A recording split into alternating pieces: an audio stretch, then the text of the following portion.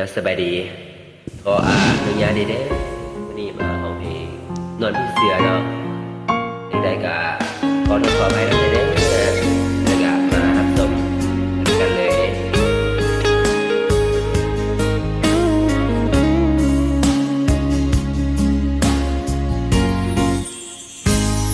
เป็นแค่นอนไร้ค่าสิ่งหลงลืมตาเกิดมา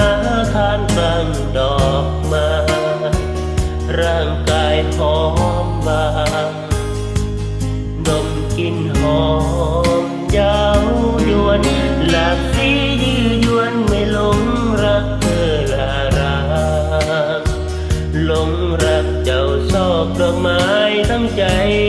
ต่อให้หิวก็ฝืนก็ทนจะยอมไม่กลืนมีกลิ่นดอกไม้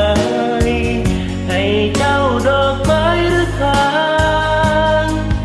แค่ใจรำคาญเพื่อพอประทัง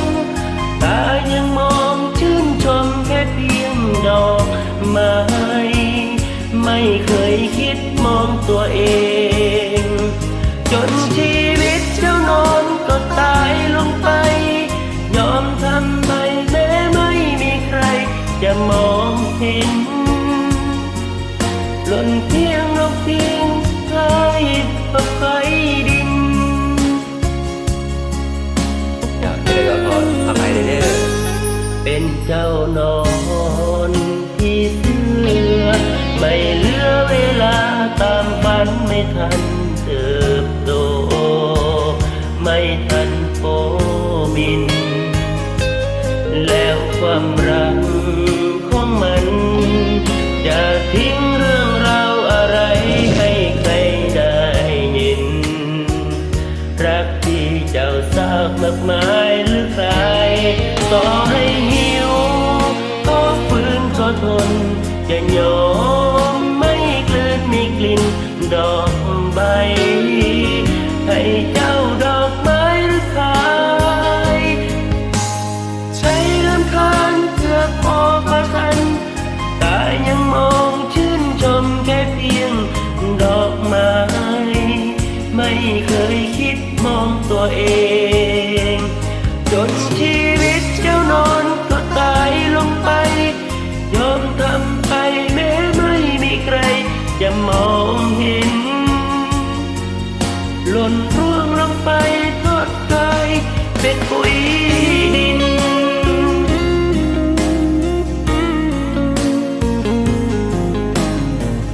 เดี๋ยวจะขอให้ทำได้เด้อ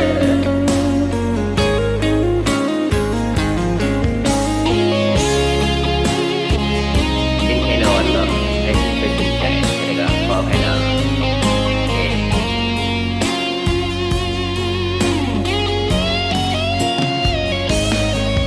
แค่ใจรำคาญเพื่อพอประทังตายังมองชื่นชมแค่เพียงดอกไม้ไม่เคยคิดมองตัวเองจนชีวิตเจ้านอนก็ตายลงไปแม้ทำไปแม้ไม่มีใครจะมองเห็นแต่ดอกไม้ยังคงงดงามเพราะปุ๋ยดิน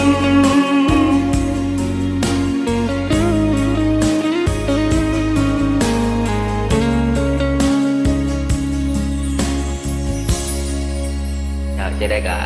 ขออภัยนำเด้อเพลงนี้ก็หมดไปแล้วไว้การหน้าพบกันใหม่บ๊ายบาย